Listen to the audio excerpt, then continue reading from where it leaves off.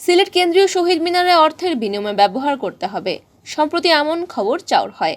এতে সমালোচনার মুখে পড়েন সিটি মেয়র আরিফুল হক চৌধুরী। তবে তিনি বলেছেন, শহীদ মিনারের বাণিজ্যিক ব্যবহার করতে দেওয়া হবে না। জানা গেছে, সিলেট নগরের চৌহাট্টাস্থ কেন্দ্রীয় শহীদ মিনার প্রতিষ্ঠার পর থেকেই এখানে রাজনৈতিক, সামাজিক, সাংস্কৃতিক সহ বিভিন্ন ধরনের কর্মকাণ্ড পরিচালিত হয়। এসব ক্ষেত্রে শহীদ মিনার ব্যবহারে কোনো ফি দিতে হয় না। সম্প্রতি খবর চাউর হয়, শহীদ মিনার ব্যবহারের ক্ষেত্রে গুনতে হবে নির্দিষ্ট ফি, অর্থাৎ টাকা দিয়ে শহীদ মিনার প্রাঙ্গণ ব্যবহার করতে হবে। বিষয়টি নিয়ে বিভিন্ন মহল থেকে সমালোচনা করা হয়। উদ্ভূত পরিস্থিতিতে আগামী 11 মার্চ সকাল 11টায় নগর ভবনে সভা ডেকেছেন মেয়র আরিফ। সামাজিক ও সাংস্কৃতিক সংগঠন এবং নাগরিক সমাজের প্রতিনিধিদের নিয়ে এই সভা। এদিকে শহীদ মিনারের বাণিজ্যিক ব্যবহার প্রসঙ্গে অবস্থান পরিষ্কার করে বিবৃতি দিয়েছেন মেয়র আরিফুল হক চৌধুরী। তিনি বলেন, শহীদ মিনার নিয়ে কোনো ধরনের বিভ্রান্তির সুযোগ নেই।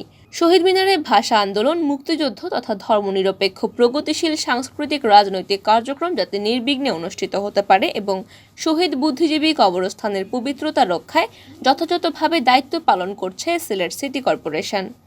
শহীদ মিনার ও শহীদ বুদ্ধিজীবী কবরস্থানের পবিত্রতা কোনোভাবেই লঙ্ঘন হতে দেওয়া হবে না।